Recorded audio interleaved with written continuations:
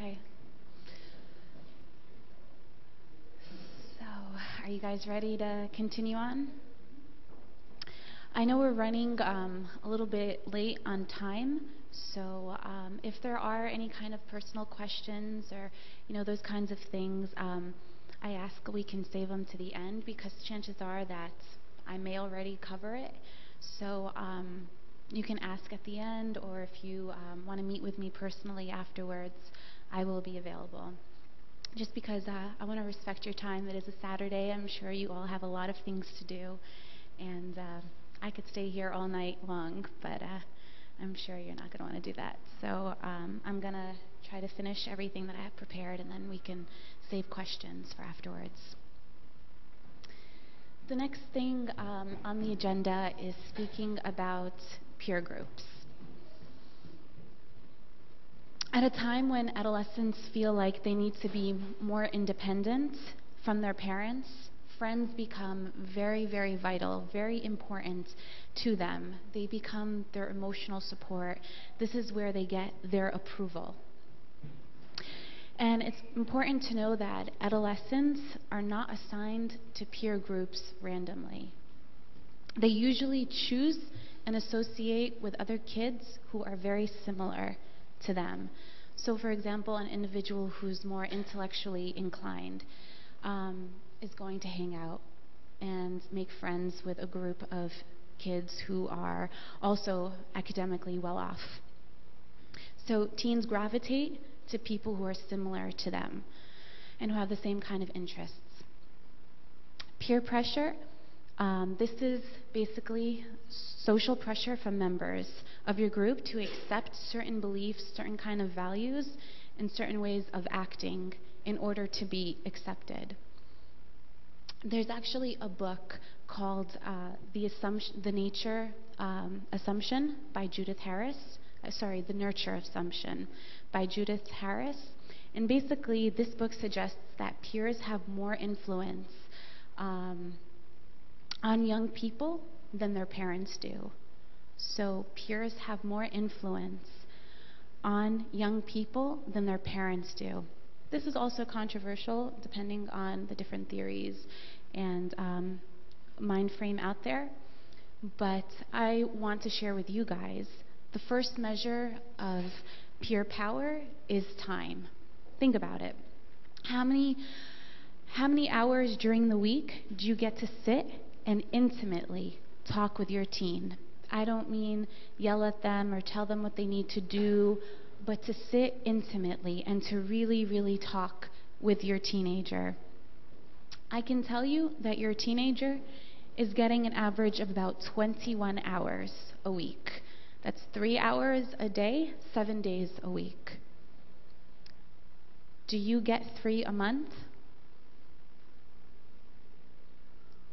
Their friends are spending this much time with them. How many hours do we get a month with our kids? It's important to know that their peers impose a lot of different values on them. This includes things from clothes to how they talk, their language, their sleeping, politics, any kind of piercing, religious perspectives, and music. And to tell you the truth, these kids, they really do care about each other to varying degrees. They really care about the welfare of one another. They may express it sometimes in immature ways, but they do have a moral code to help each other out when times get rough or when one's in trouble. They're there for each other. Like I said earlier, kids do usually seek out other kids who are very, very similar to them. And it could be for internal similarities as well. So sharing any kinds of feelings of anger, sharing feelings of frustration or self-hate, any kinds of these things, or even social isolation. It could also be the similarity of painful experiences. So kids who lost a parent or divorced, broken homes, or their inability to do well in school. They find these kind of internal things and they relate to one another with it. A lot of times, excuse me, a lot of times kids will do drugs or they'll do alcohol or any kind of destructive behavior, and the parents think that it's due to what? Their friends, their peer pressure. But it's also important to consider that it can also be due to their emotional pain. It can also be due to their emotional pain. So they basically, what they do is they try to replace their hurt, and they act out in destructive ways. So they'll turn to drugs, or they'll turn to alcohol, or they'll turn to all these different kinds of things. And this basically happens if there is no attachment in the home. And I'm not saying physical attachment, because that's something I will get into a little bit later. Physical attachment is much, much different than emotional attachment. So basically what I'm trying to say here, if your teen is having problems, it's not necessarily only due to peer pressure. Investigate, what's going on at home? What are they seeing? What are they hearing? And how can it be resolved? So we want to be proactive about it. And I'm not saying that there aren't people who can be bad influences on your friend. Even the scripture tells us that. And if we look at 1 Corinthians 15, verse 33, it tells us, "Do not be deceived. Evil company corrupts good habits." Sometimes we let our children choose friends who are worldly, not religious, immoral, who are rebellious. But we think, I've raised my kid, he knows his morals, he can't be touched, he can't be harmed. Think again. In Proverbs 13, verse 20, it says, "He who walks with wise men will be wise, but the companion of fools will be destroyed." So if your children are running or hanging out with the wrong crowd, inevitably, what's going to happen? They're also going to suffer the consequences. So what's the solution? The solution is not to remove your kids' peers. The solution is to have a plan. You need to have a plan for how you deal with this problem. And here are some suggestions. And before I get into the suggestions, I do want to say the reason why I said the solution is not to remove your children's peers, is because how many here, if you go home and tell your kids, "I don't want you to talk to this person or that person," how many of your kids are going to listen? None of them. They might tell you, "Okay, sure, I won't talk to them." Do you really think they're going to listen? They're not going to. So here are some suggestions. Since if we take that route, it's not going to work. So some suggestions are, get to know your children's friends. Have them visit in your home. Get to know who they are. Get to know their names. Know the children, know the people your teens will be with, where they're going, when they're coming back. So if a stranger was to ask you to borrow your car, wouldn't you want to know who they are, where they're going, what time they're coming back, who they're going to be with? If you do that for a car, aren't your children more valuable than a car? So train your children from a very early age to choose the right kinds of friends. So that's very, very important. Give your children opportunities to associate with the teens you approve of.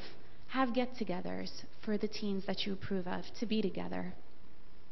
Train your children to talk about the gospel, the Bible, with their peers. It's not wrong to associate with people who are not Christians. Jesus did so, but he did it so he can have the opportunity to teach. So encourage your children to bring their friends from school to youth group, to Sunday school, to any kind of activity at church that we may have.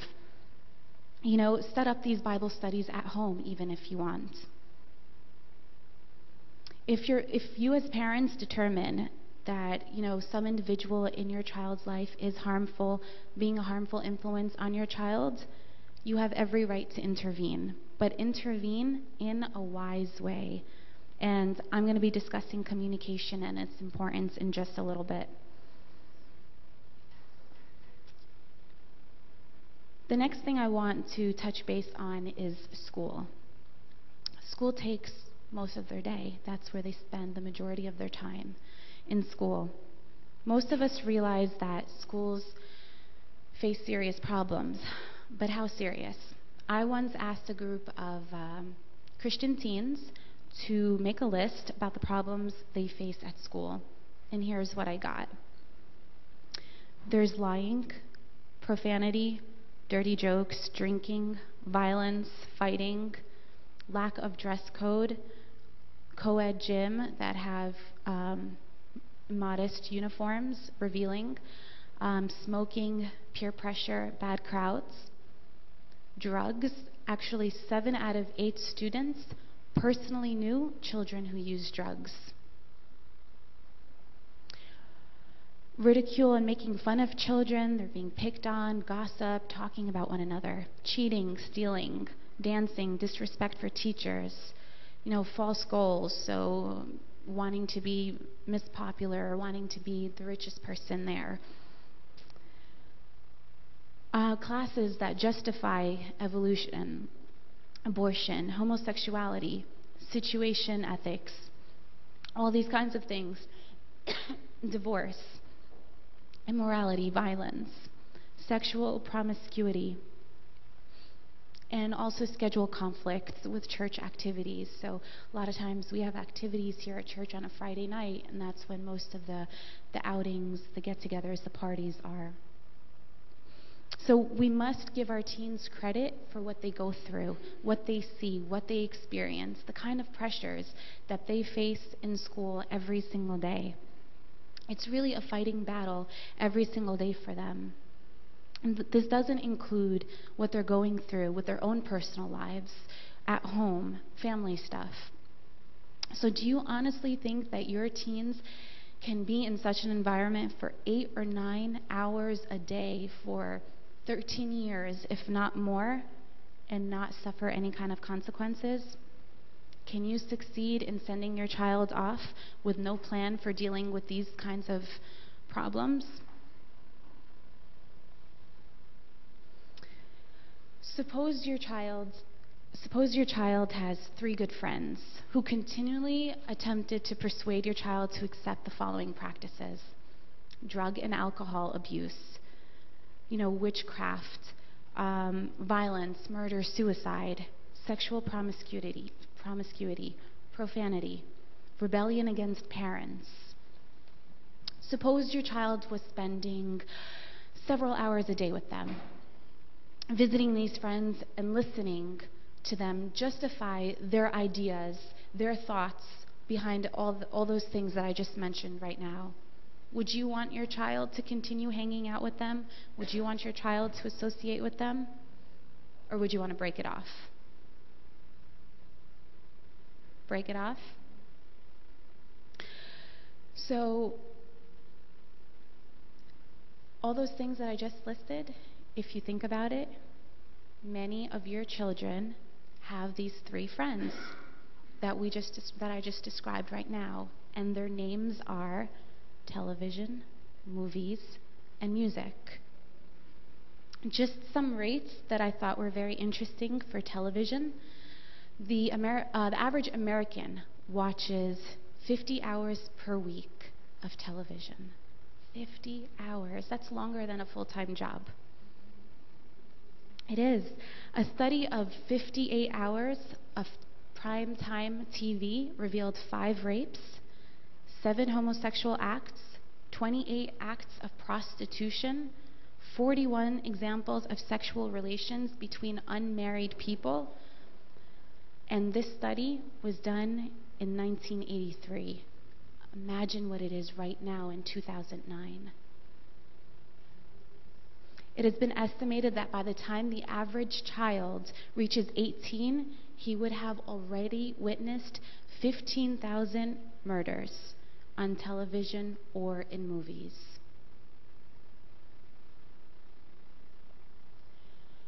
So that's pretty intense, huh? That's a lot. I'm sure a lot of us weren't aware of the intensity that television can have on our children. The next thing is movies. Many Christians think that Nothing is wrong with their children watching PG or PG-13 movies, right? It's not rated R. What could be wrong with them? Here's a survey of the contents of PG and PG-13 movies in 1988. Again, 1988, not 2009. So you can only imagine what it's like right now in 2009. Nearly 1/4 had the F word. 61% took God's name in vain. 71 contained vulgar references to excretion or intercourse or genitals. 50% implies sexual intercourse. 13% showed intercourse. 30% showed explicit nudity. 75% included moderate to severe violence. And 74 depict alcohol or drug use.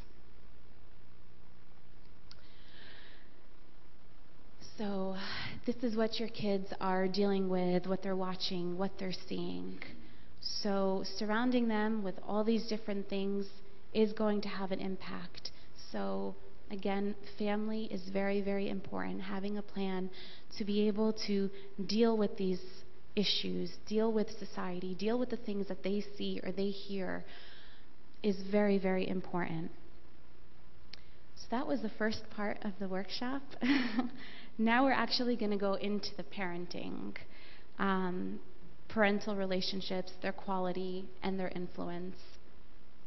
Parental involvement is a key ingredient in fostering adolescent success. So the important thing is, how can we be the best parents that we can be? How do we know what to do? Sometimes parents, they're very unsure. They don't know what to do. My answer is, use your Heavenly Father as a parental figure. If you read Matthew chapter 7, verses 9 to 11, and also Hebrews chapter 12, 5 to 11, the scripture compares God's relationship to his children. The scripture often compares God's relationship to his children to a father's relationship with earthly children. So God's relationship to his children to a father's relationship with their children, their earthly children. And this is why the term father is used both for God as well as for an earthly parent.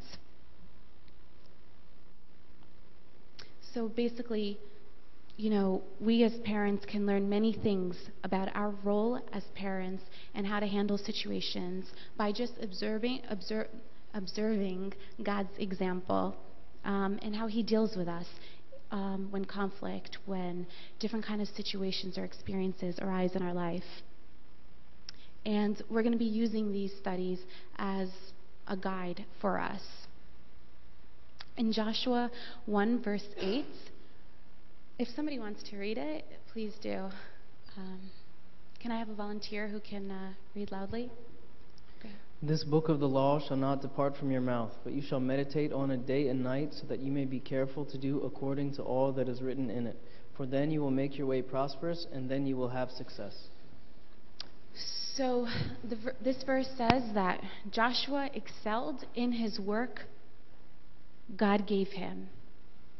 Because he followed God's work, his word, and didn't depart to the left or to the right, he was successful. And likewise, if we take God's word and we follow it and we do what he tells us, we also will prosper. There are 3 different kinds of parenting styles that I want to discuss, and you will find that many of you will fall into one of these 3.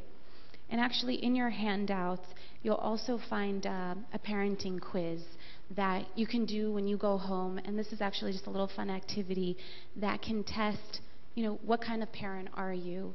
Sometimes you get caught up in the moment and you don't realize, are you being too soft? Are you being too hard? Or are you balancing it out and in the middle? So that'll be a little fun activity that you can take home and complete.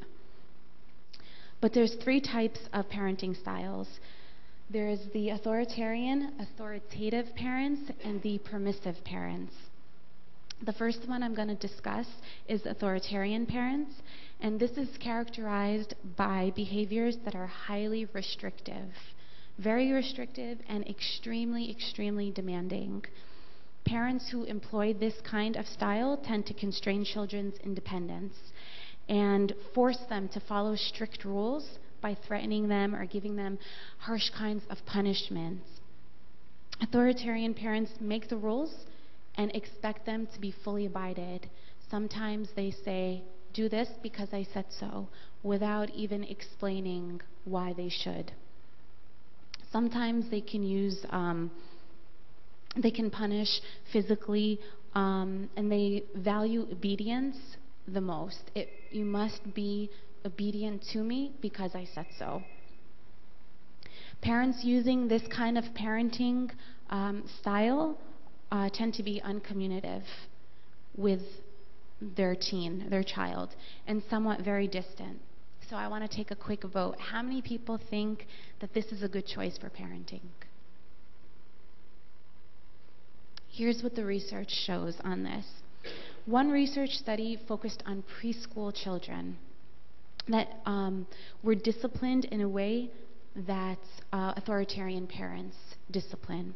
And what they found is that these children were more apt to be anxious, withdrawn, and unhappy. The parents' failure to provide a rationale for why they tell their kids to do something, the whole scenario of "do it because I said so or you'll be punished," was not successful. The authoritarian style was also associated in this study, and lots of other research also shows this, that it's associated with low intellectual functioning, their performance, lack of social skills, and this was especially found in boys. Extreme authoritarian parents, they often tend to respond to their children with anger, which also has a lot of potential, very long-lasting negative consequences. So that is not something that we want to be. We don't want to be authoritarian parents. The next one I want to talk about is authoritative parents. These parents set high but realistic goals for their children. They enforce limits and have boundaries, and also encourage communication, and also encourage independence in a healthy way. They are willing to discuss rules and supply rationales for them. So they don't say "because I said so" and that's it. They explain why the rules are there. They have this optimal balance. So they also respect the individual differences between their children and them. They encourage verbal exchange and engage their teens, their children, in making decisions. Again, I'm going to get into that in a little bit, involving them with rules, involving them in decisions, and insist that they assume more responsibility within, of course, their capacity. They don't overwhelm them, but they give them what they can handle.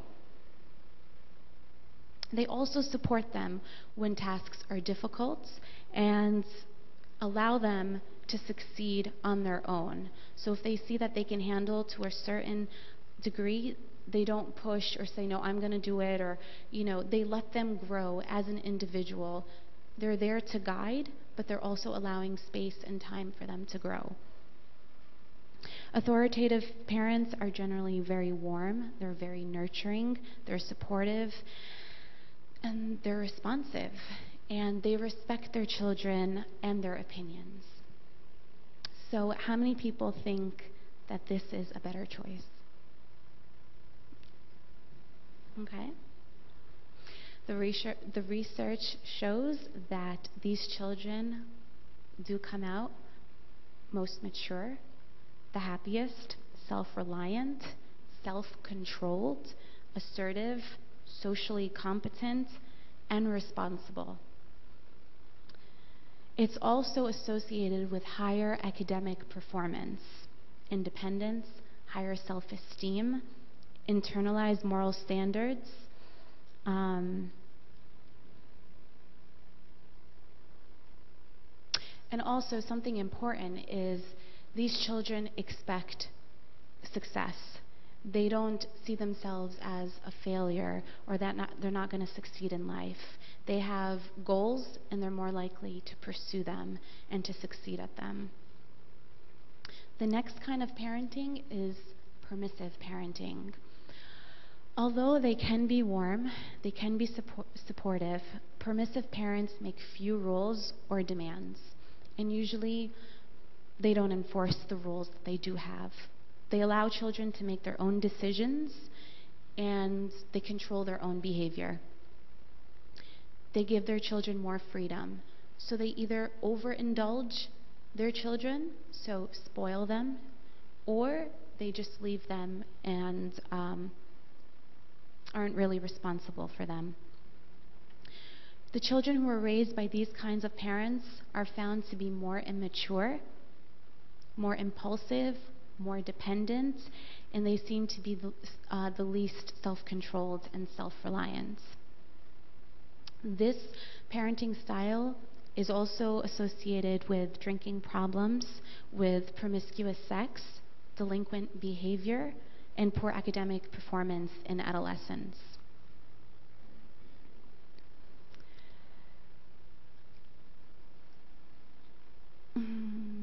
There was actually an interesting study. It was about 2,300 adolescents who participated in this study. And it was found that those with permissive parents were actually likely to use alcohol more or drugs and conduct themselves and have conduct problems. So behavioral, very impulsive, different kinds of conduct problems. And they were found to be less likely to be engaged in school. And if they were, their academic scores were not high, compared to those with authoritative or authoritarian parents.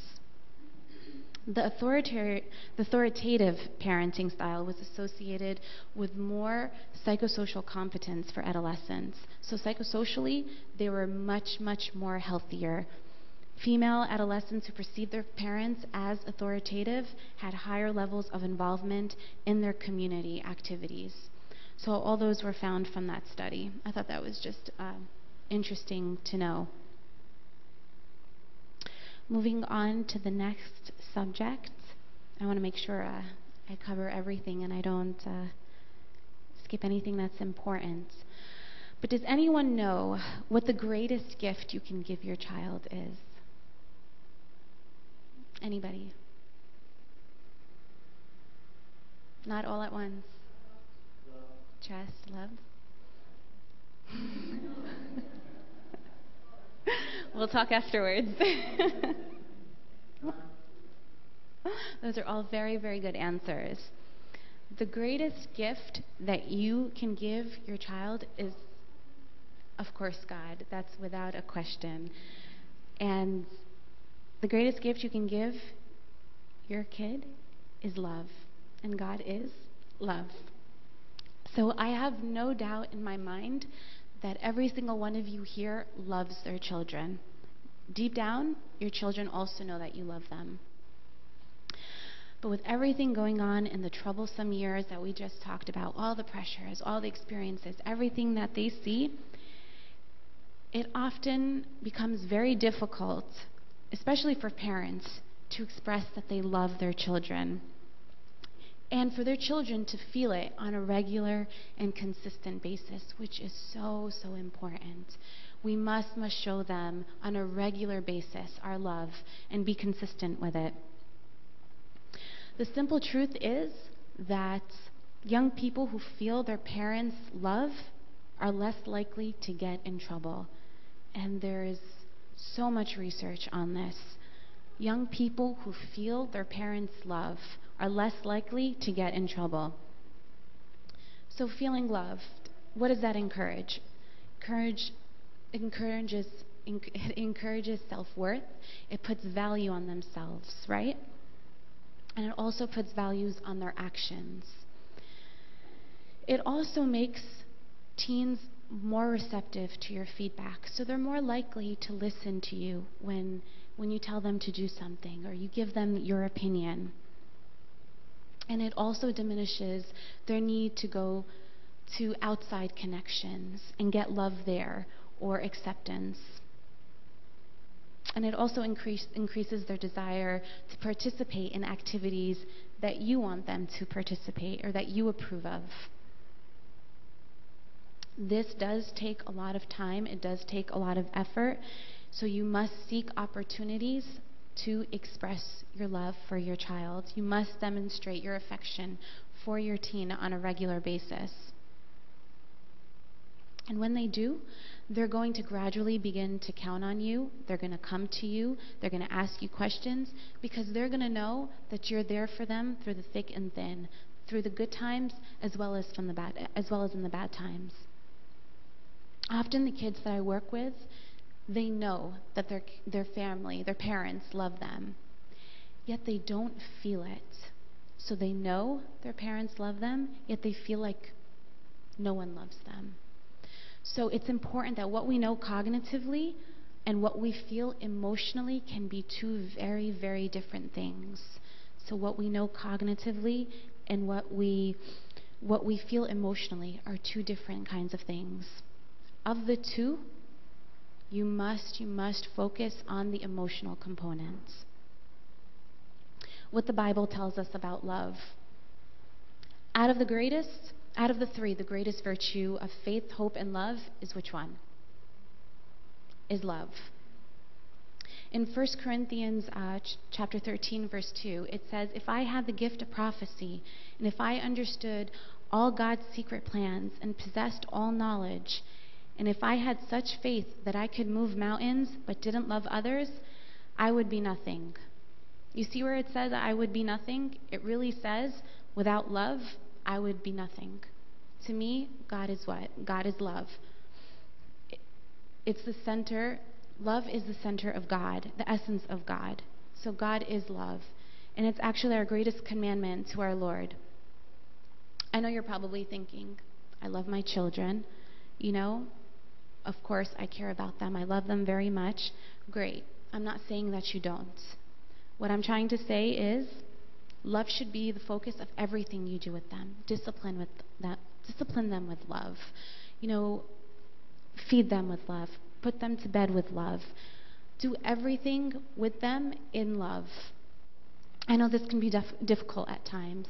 You all have very difficult schedules. You get bogged down with your own pressures, with your own problems, with your own experiences that you're doing. Come home from work, you want to do laundry, you have to cook, or you have to do this. You have responsibilities. You have to take out the dog, or whatever you have to do. Everybody's got stuff. But to me, it's in those moments that you rely on God, that you call to Him. And you'll see that when you do that at those points, that God is going to fill you with it. All you have to do is just ask Him. The Holy Spirit is already in you. Just think of Him and ask Him to fill your cup, to fill it, just like you would fill your gas tank for your car. You also need to ask God to fill you up with love, with patience, and all these different kinds of tools that you need to raise your children. I think we can all agree that God's love is unconditional for us, right? No matter what we've done, no matter how much we've upset Him, He loves us. He forgives us for everything that we've done. He's always approachable. We can always go to Him when we're in trouble, right? Am I wrong? We can always do those things. So I want to ask you, is your love for your children, is it conditional or is it unconditional? The same things that I just mentioned right now, that how God handles us, do we do the same thing with our children? Are you connecting with your child only when he's good? Are you withdrawing when there's bad behavior? Are you forgiving? Are you approachable only in the good? Or are you also approachable in the bad? There's a list that's also in your folder, simple ways to demonstrate unconditional love For the sake of time, I'm not going to go over them, but please do read them on your own. They're actually very good tips that you can use on a daily basis with your children.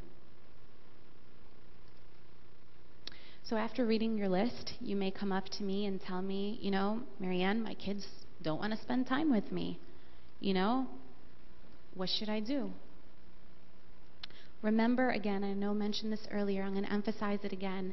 Remember that there's a big difference between being with your child physically and being with your child emotionally. There's a big difference between physically being with your child and emotionally being with your child. Even though you may be sitting in the same room, if you're engrossed in separate activities, watching television or on the internet or reading the newspaper, there's going to be little engagements. Emotional connection is different. It's completely different. The goal for emotional connection is paying active attention to one another, being there together. So this is very, very important to keep in mind. It also gives the family time a purpose and not a waste of time. A lot of time parents may say, my kids don't want to spend time with me. They enter one room and automatic, the kid leaves the room. They go upstairs, the kid goes downstairs. So I'm sure a lot of us can relate to this. Important thing is, if you keep your children away from friends and activities for this family time without it having importance, what they're going to feel is they're going to feel trapped and resentful towards you. So basically, what I'm saying is it's about quality time, not quantity time at this age. So organize your time together around a meal, an outing, some kind of sports activity, a movie that, is a favorite of the families. It doesn't require major planning. It doesn't require a lot of expenses to bring your family together. But make sure it's quality time so that it counts. Research indicates that teens begin to distance themselves from their parents at puberty, and conflict increases. And I'm sorry, mothers, but this particularly affects you more than it affects the fathers. In one of my therapy sessions, I was working with one mother who could not understand why her daughter was so distant and separate from her. When her daughter was younger, they were very much attached. They were very much close to each other. And as soon as she hit puberty in her teen years, it was a complete change. So this is normal for you to see some kind of change in your adolescent during this time. And also know that conflict can arise when an adolescent's drive for independence clashes with parental traditional control. So if you're being too controlling, enforcing too many rules on your adolescent, of course there's going to be conflict. But also know that it's normal to have conflict. If you didn't have conflict at home, I would think that something was definitely wrong going on there. And this goes for all different kinds of relationships, not just your relationship with your kids. It's normal to have conflict between you and a person that you care about. If you didn't have any, again, I would think that that's wrong. There's a verse from 1 John 4:18, if somebody can read that. There is no fear in love, but perfect love casts out fear, because fear involves torment, but he who fears has not been made perfect in love. Okay, so this verse is telling us that you should not fear conflict with your teen or stress out over them. And the opposite is true, in the sense that your teen should not be afraid to approach you, that they can come to you with any kind of problem, any kind of questions that they may have, any kind of mistakes that they may have, because the Bible says that perfect love drives out fear. So always keep in mind that fear component. The next thing I want to discuss is positive attitude. Problems are a time to strengthen relationships. I'm going to say that again. Problems are a time to strengthen relationships. No matter what, find positives in your child. Christ focused on positives with his disciples. I actually, Father Anthony gave this example a couple of weeks ago. When Christ was with his disciples, they were sleeping. And he said in Mark 14:38, "Keep watch and pray that you may not come into temptation. The spirit is willing, but the flesh is weak." So, although Jesus could have reprimanded them for their laziness or whatever, he still made it okay. He told them that, you know what, your spirit is willing, but malish, I understand. You know, your flesh is weak. So he tells them what they did wrong, but with a positive edge to it. So your attitudes can turn your problems into blessings. So it's basically the way we choose to live, the way we look at problems, the way we handle our problems. It's our choice. We can have a home that's full of nekets, or it could be a home full of, peace. It's our choice. I'd like to share a story about one individual that I was working with last year. He was a very interesting individual. I will never forget him. Every time I saw him, always smiled, no matter what. I'd be having a very stressful day, or there'd be crises going on, and I would see him, and he would always, always have a smile on his face. Later on, I found out that this individual, he was living in a home with no electricity, with no water, yet he was still able to come in every single day with a smile on his face. So when he began to tell me about his living arrangements and his lifestyle, I saw the good attitude that he had, no matter, what was going on at home with him. And he told me that he actually worked in a recreational place, and he worked with kids who were impoverished. And his goal was that he wanted to share with them that it is okay, and that he can give them hope. And he told me that, it's how you look at a situation and what you make of it. So that was very touching for me to see that, how hard it is for a teenager with their own problems that's going on with them, and then have to deal with not having water, not having heat in the winter, and all these different kind of things, but be able to wake up, put on a smile, go to school, and you would never believe, the things that he was experiencing. In Romans 8, verse 28, it says, "And we know that all things work together for good to those who love God, to those who are called according to his purpose." So whether or not the problem becomes a blessing, it all depends on you, your perspective, how you see things, how you deal with it. He desires to turn all things into good and blessings. But again, it's our choice how we deal with it. And also, your attitude is very, very contagious to your child. They're going to pick up on these things. They're going to pick up on what you focus on. Are you focusing on the negatives, or do you try to see the positives in some things, even in the worst situations?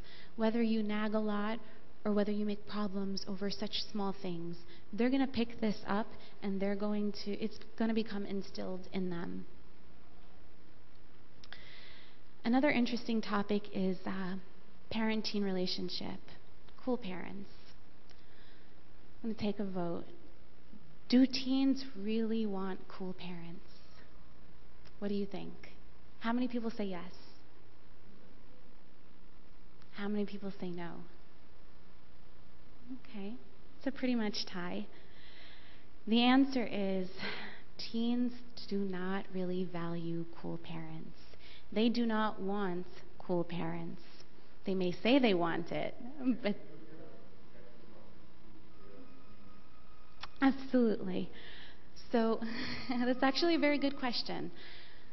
Cool parents are... I'm sorry, what? Not just say yes for everything, to do things, to act like them, to dress like them, to speak like them, to think like them. So basically, being a teenager as opposed to a parent figure. Cool parents, give them what they want. And I'm not talking about emotional needs, through spoiling and giving them materialistic kind of things. So one thing that a psychologist worries about is when a 15-year-old kid comes in to the office and describes their parent as cool. That's definitely something that we raise an eyebrow to. As much as teens may laugh at you, tell you that you're not cool, tell you that, you just don't fit in, they don't want cool parents. Your kids are cool. Their friends at school are cool. Their idols are cool. However, your kids know that these cool people are usually often quite screwed up. They know that cool people are the ones who are looking for attention, that they're seeking approval by talking or acting or dressing in certain ways. Your kid is searching in you for a level beyond that. He's searching for people that he can respect, people that he can rely on. Good parents of adolescents are definitely not cool. They're usually annoying, they're corny, and they're contemporary as dinosaurs are. They know that parenting means loving your kid enough to have her hate you or to have him hate you at times, because your primary concern is their long-term welfare, not for their approval. It's for their long-term welfare, not for their approval. And also, good parents know that raising an adolescent, by definition, is conflict-based relationship. So they want to be good friends with their children, but they choose to be a parent first. So they want to be friends, but you must be a parent first. The next topic is monitoring your teen. Parental monitoring is basically parents' awareness of what their children is doing. Who they're with, what they're doing, different kinds of things like that. And the opposite of cool parents are the overly controlling, the overly strict, the overbearing parents. Just as nice, too cool parents can be deadly, also the ones who are very controlling and very restrictive, the critical type, is very damaging as well. So the key is, you must find a balance in between them. Also, I want to make another note about the controlling and very restrictive critical type. This can be very risky. Children who have these kinds of parents are more likely to become drug abusers. And it also is a predictor for adolescent depression. And it's also called psychological control. It's very, very harmful and very, very damaging. Again, I can't emphasize, adolescents need freedom to feel competent, to feel trusted, to feel loved. And so parent monitoring can be harmful if it's done in the wrong way. If it's not to indicate a close connection with your teen, if it's out of paranoia or whatever, it's not healthy. And if kids feel it, which they will feel it, they're going to respond to you by saying what? You don't trust me, you're just controlling me, and they're going to be very, very, very resentful. So again, having a balance is key.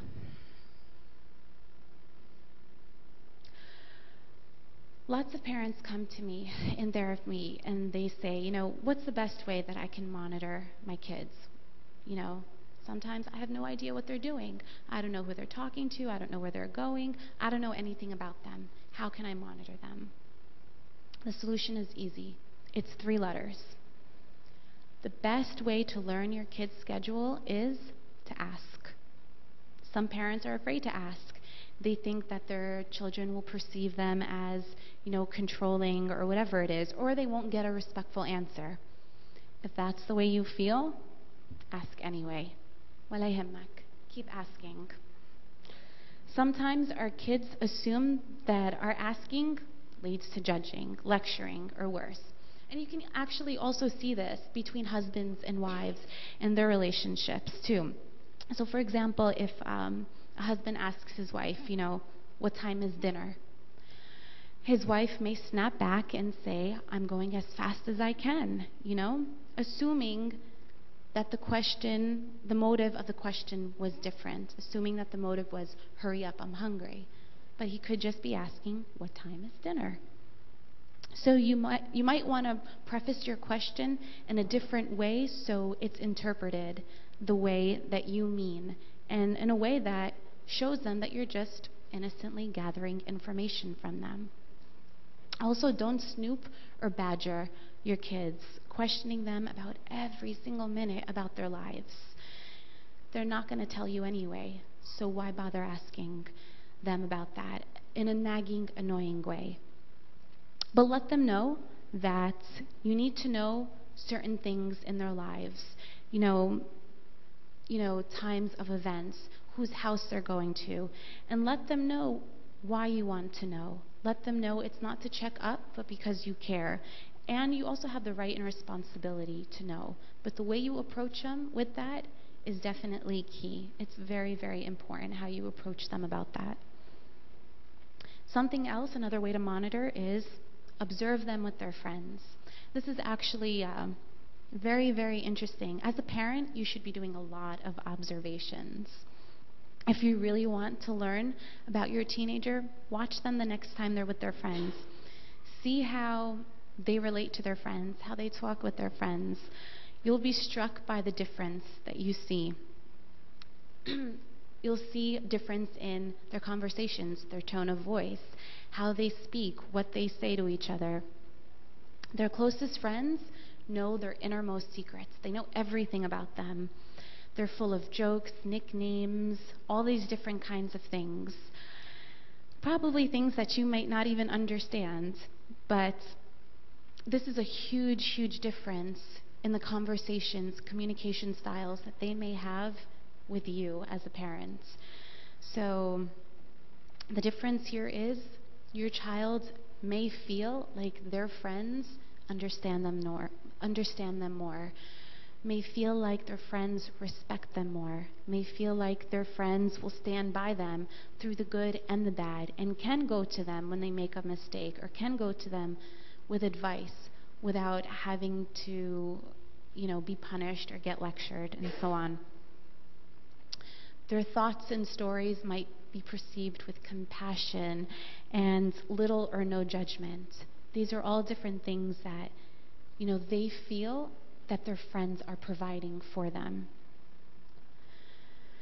It's interesting because don't we all know teens who spend all day with their friends at school, maybe even an after-school activity or something, yet when they go home, what's the first thing they do?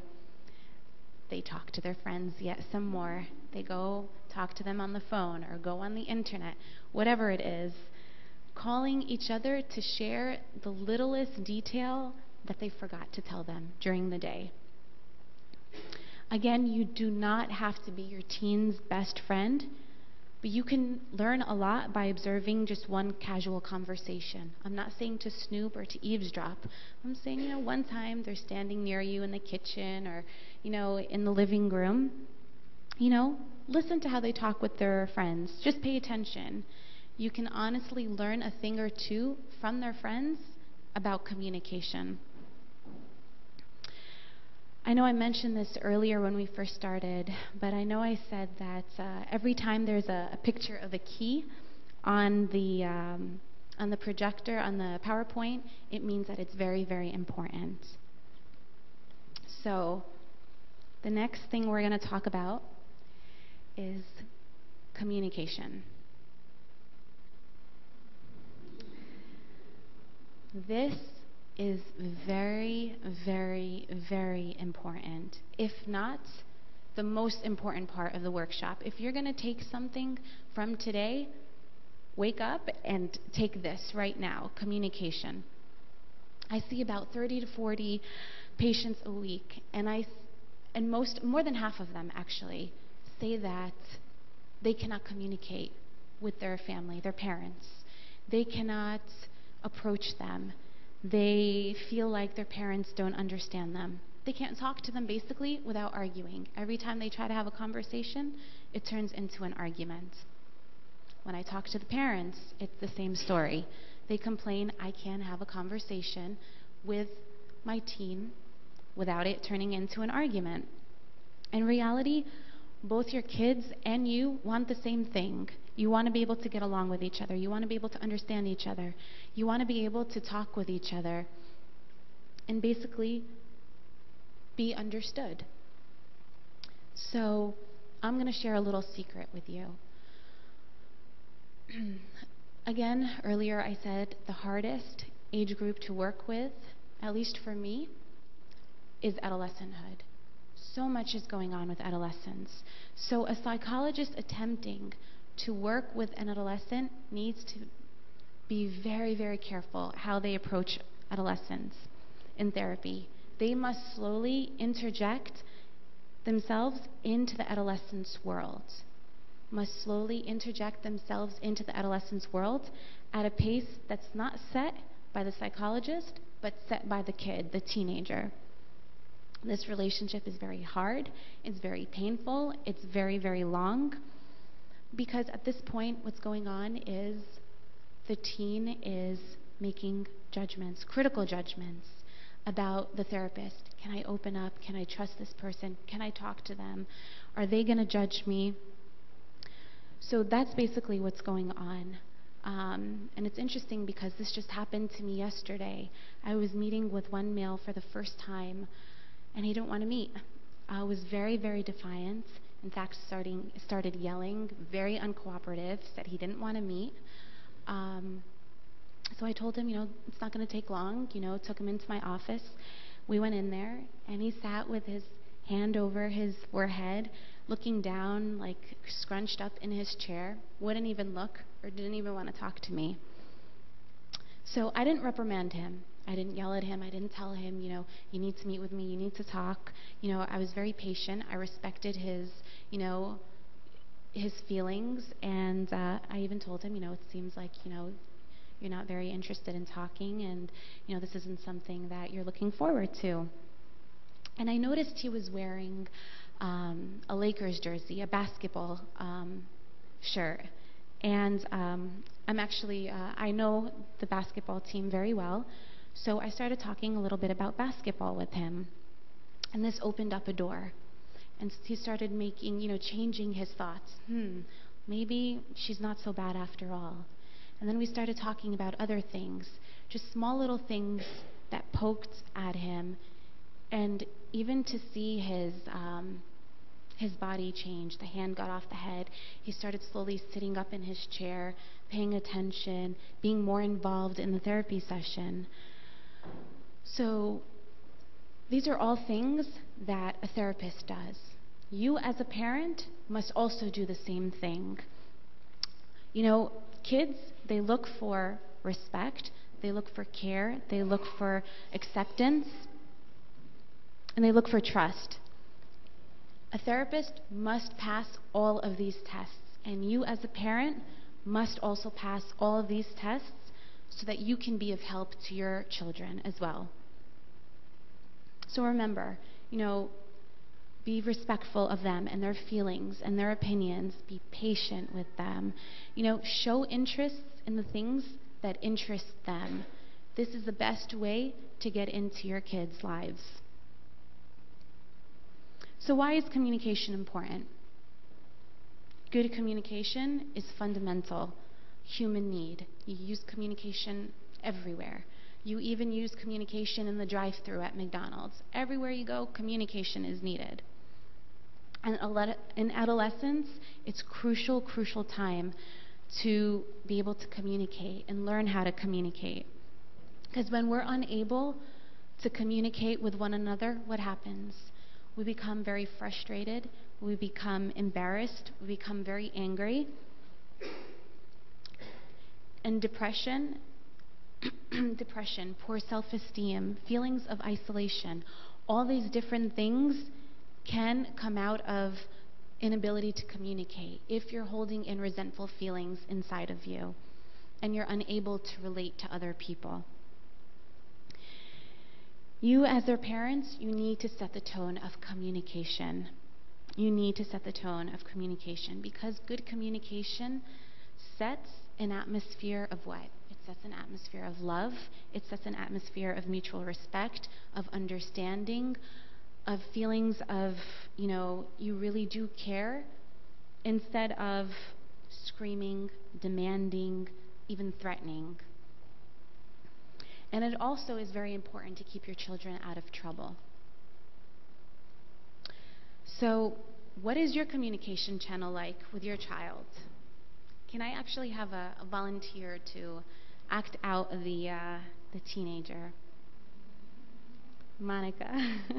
I'll be the parent, and you can be the teenager. How was school today? Fine. Anything interesting happen? Nope. So what's happening in your life these days? Nothing.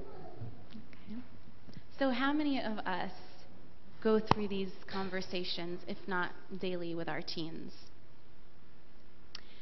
In any conversation, first, make sure you have the other person's attention. This is a must. Establish eye contact. Eye contact is very, very important. See what they're doing in the moment. Observe them. Are they attentive? Are they texting? What's going on with them? Are they alert? Are they bored? Are they tired? And so forth. With teenagers, this process of, getting their attention is very, very important, because they're always in a hurry to do something, to go meet with their friends, to go to school. They're always rushed. They're always in a hurry. And it's not going to be any use talking to anybody who doesn't want to listen and is focused in their mind about something else. So choose your moment wisely. This is very, very important. One parent told me that they had a huge argument with their daughter one day, and I asked him what was happening before the argument, what was going on.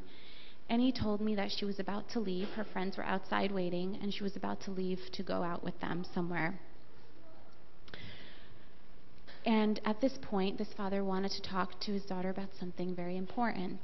Do you think that the daughter is going to be responsive to speak to the parent at this point, when friends are waiting outside and they have plans and they're about to do something?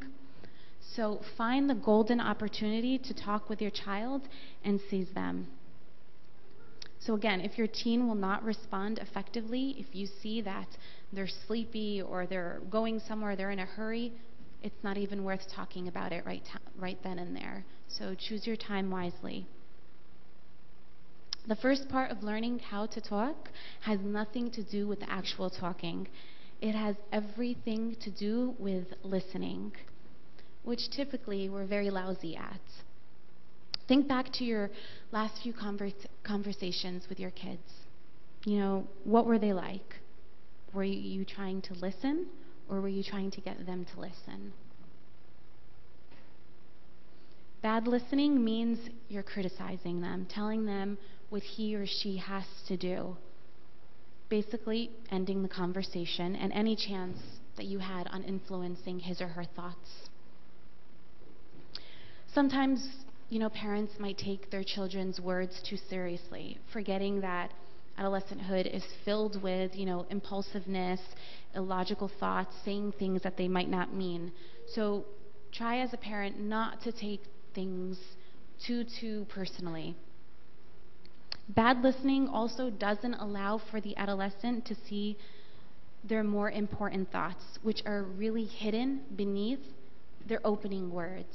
So they might say something, but really mean something else.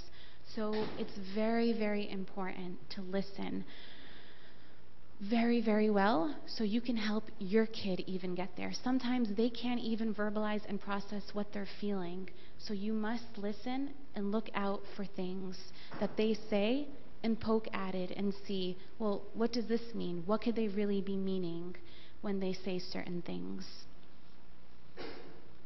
On the other hand, good listening means valuing your kid's thoughts and feelings as being important to her, and also very important to yourself as a parent. If you don't learn the art of listening, you're never going to learn the art of helping her think. So this is very, very important. Can I actually have 2 volunteers who can act out something? It's going to be up there. 2 volunteers, quickly.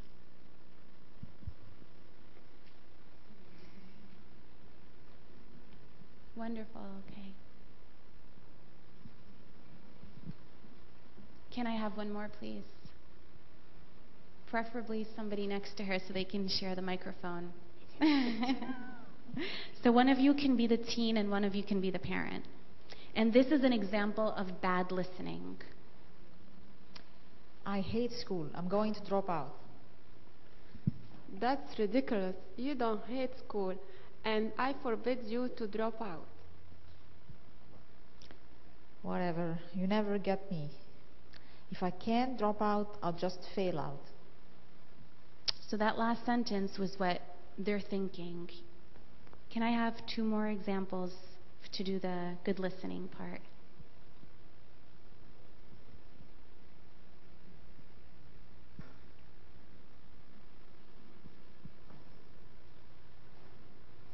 So this is the same scenario, but good listening. I hate school. I'm going to drop out. I'm sorry, school feels so terrible. Can you tell me what it is like for you? I feel better just having brought this up. It's nice Mom is not flipping out on me. Maybe I'll keep talking. Really don't want to drop out, but I'm having this problem. So you see the difference between good listening and bad listening, and how they can turn into 2 completely different conclusions? There's one more example of bad listening and good listening. Can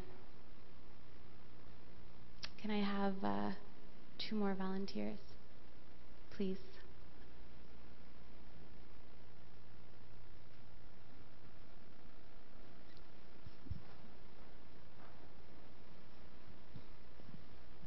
I'm the teen. Yeah.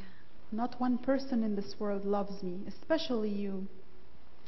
That's crazy, honey. I love you. Your dad loves you. I'll just shut up since apparently I don't even know what I feel. And that's again what the child would be thinking. Another example of good listening, if I can have somebody do the teen part. Thanks. Not one person in this world loves me, especially you. It must be awful to feel like that. I'm really sorry. Maybe Mom does care a little bit. Wait, did you finish? Sorry. What makes you think that no one loves you? Maybe Mom does care a little bit. She's actually listening to me without telling me what to think. Okay. So that's another example of good listening. Again, same situation that can turn out in 2 different scenarios. The next point that I want to make is to speak wisely to your child.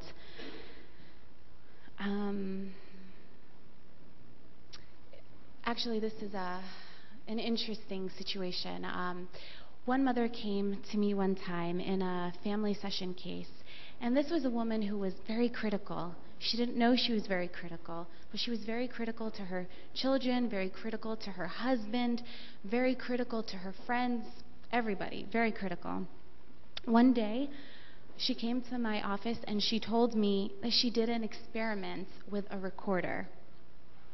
Basically, what she did was the next time that she had gotten into an argument with her teenager, she recorded it. And she waited a good day after she calmed down and was able to evaluate things. So I had to shoya. The next day, she listened to it. And she was absolutely shocked. She could not believe that this is the way she sounded when she was upset. So a lot of times we get caught up in the moment and we say things we don't mean, or we overreact in ways that we didn't really mean to. So we really, really need to speak wisely to our child. If we think this is not the right time, then, take a break. You don't need to handle it right then and there. So one of the worst but best things you could do for yourself is to tape record your critical conversations with your adolescent. I'm not saying really go record it, but maybe mentally you can try to remember what you said, and then when you've calmed down and you're in a better state, you could think back and try to remember what exactly you said to them. Listen to your own words when you talk to your teen. About 90% of what we say to our teens in these kinds of situations end up useless. It's okay. Are useless, are loud, and impulsive.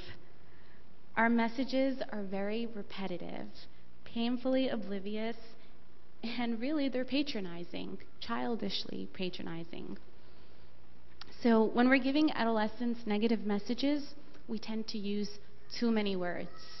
We feel like we just have to keep on talking. We have to keep on going and going. We talk very loud. We give ultimatums. Ultimatums are, if you don't do this, this is going to happen, or you're not going to give this. And then we get into their face and we make sure that they hear us. Sometimes when we're really mad, we stand way too close to them, we raise our hands, and we may even jab a finger at them and do one of these to them. In short, our conversations might look like this. And look what the result is. One very, very angry man and one very unresponsive teenager. It's not bothering her. She's in her own world. So it's a waste of time, really, for the both of them. So here are some rules for speaking when conveying difficult messages to your teen.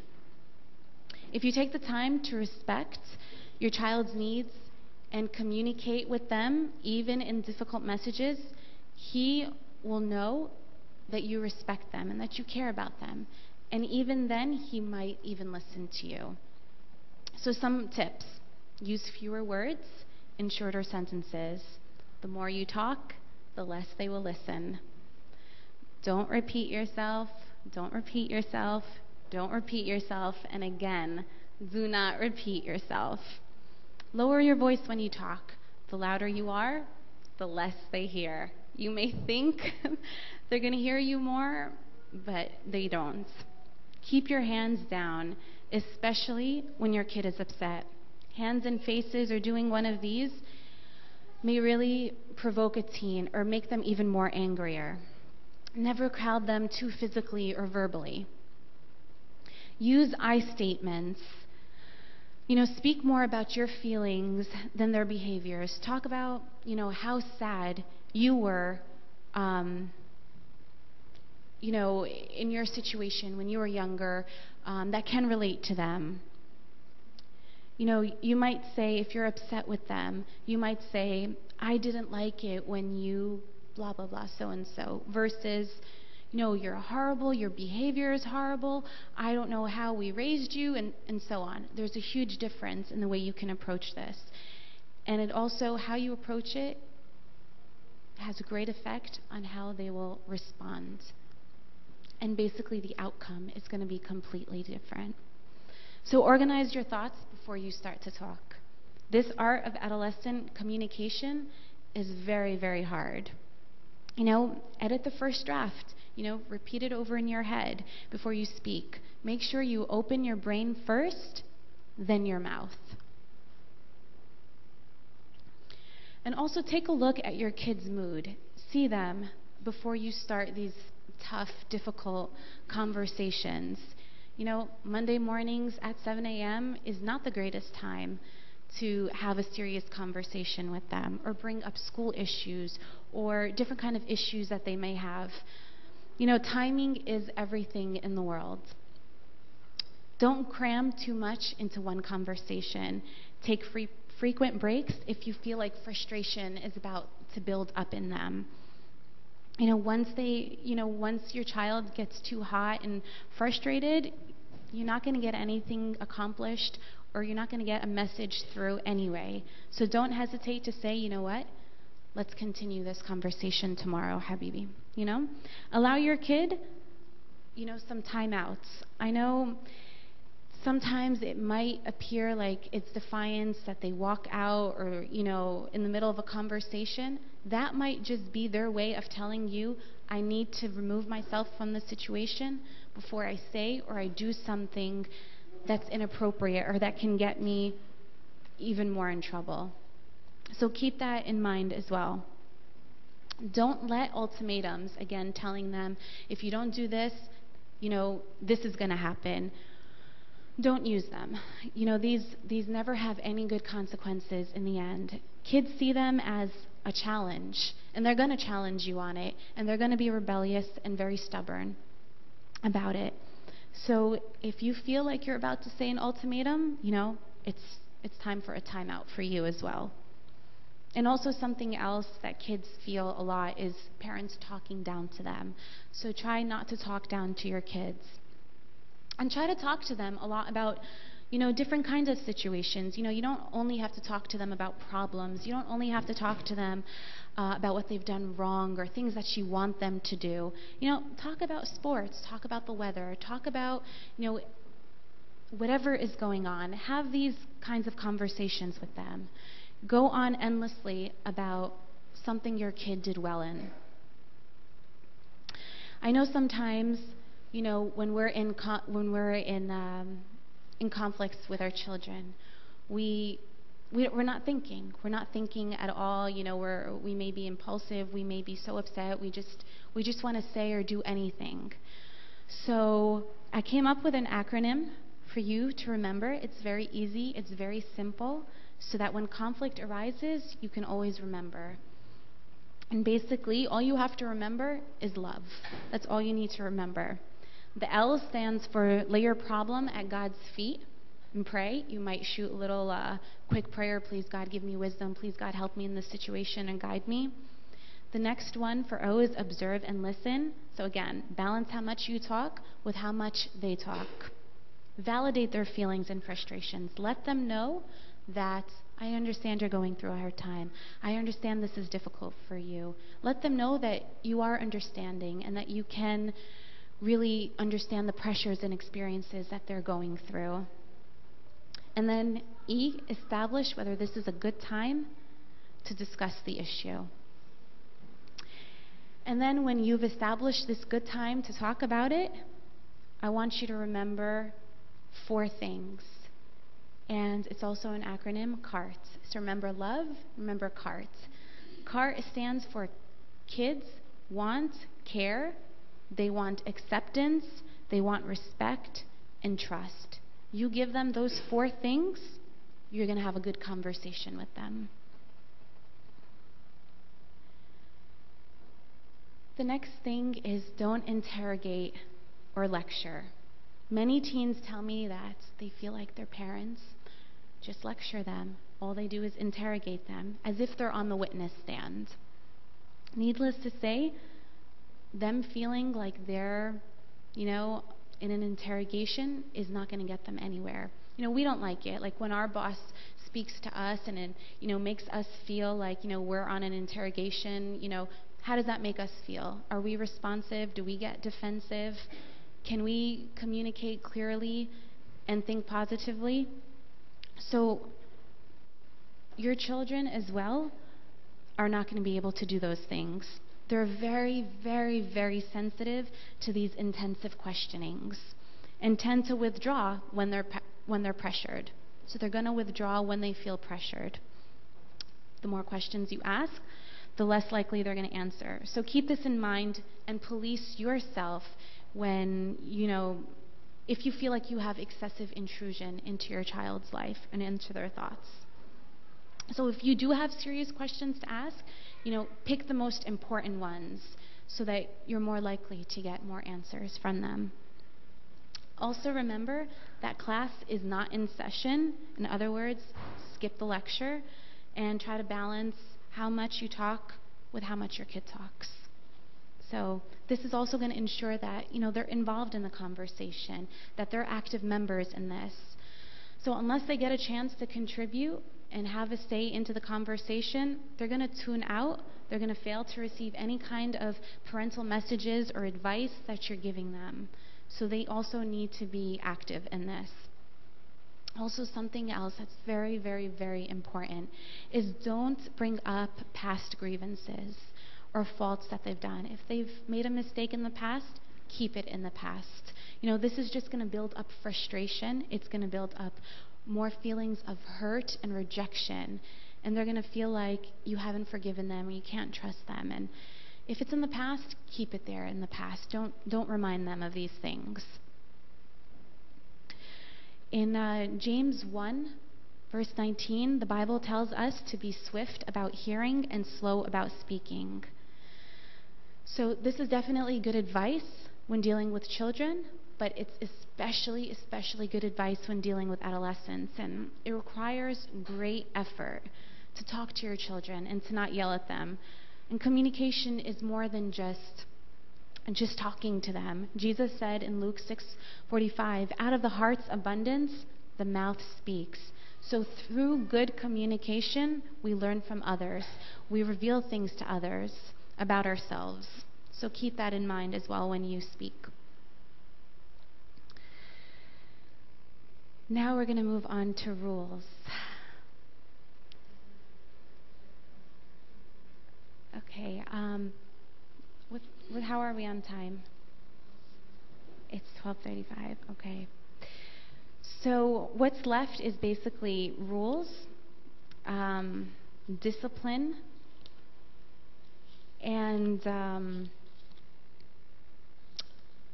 a little bit about punishments, and then I go into modeling. I know this is a lot, so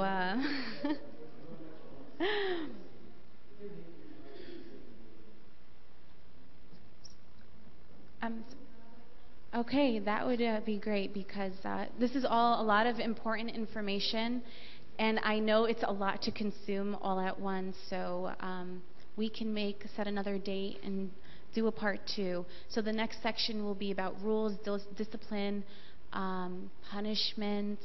We're going to be discussing, parents' relationships with one another, the importance of that, modeling, single parenthood, team building techniques. So all that can be done in the next session.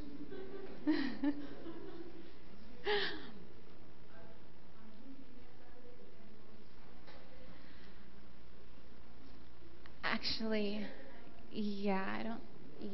we might.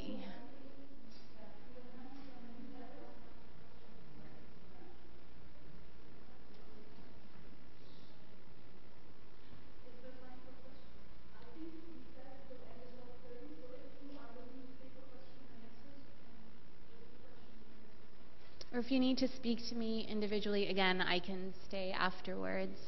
And also, you can even bring in your questions, and then next time I can answer them. So if you want to write down your questions, you can do that. Make sure you get them to me before you leave. And, come prepared for more questions next time, and we'll conclude. Okay. Great. See, we're communicating. This is very, very good. Compromising, talking to one another. We haven't established the date. It was supposed to be all in one session, but, there's so much information. So what you can do is you can check in the church newsletter, or you can contact me personally, email me or telephone me, and I'll be able to let you know, because we have to organize with the church.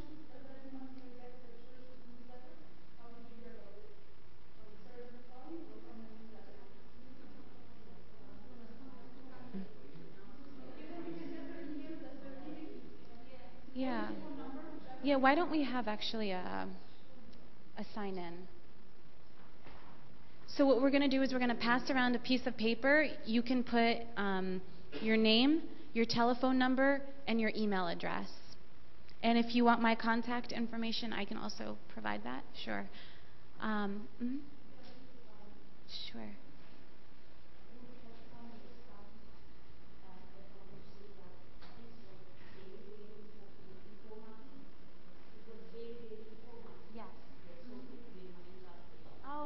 Thank you.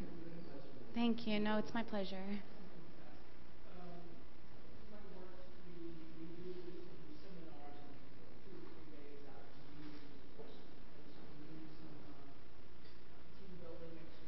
Mm-hmm. Yes. Have another session after the next one, maybe. Thank you. Maybe with with our kids to come in and do some trust games and Yeah. team building and all the stuff that we can come up Yeah. with.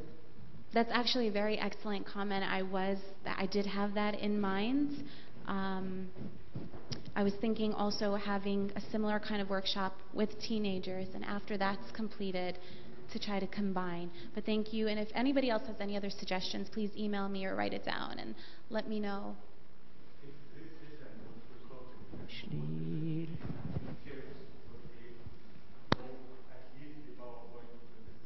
Mm-hmm. It was recorded, so we will make it available somehow, some way, whether on the church's website or another website or Orthodox Sermons, one of those websites. So it was recorded, and so hopefully it will be available, and the PowerPoint will be available too. Yes, the PowerPoint will be available as well, and in the video you should see the slides as well. Okay, great.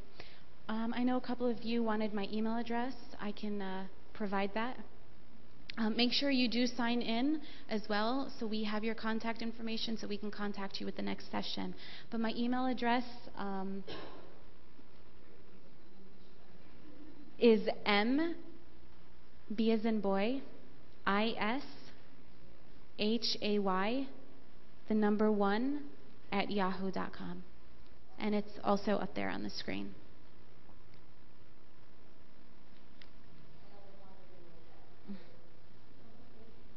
No, I didn't put it.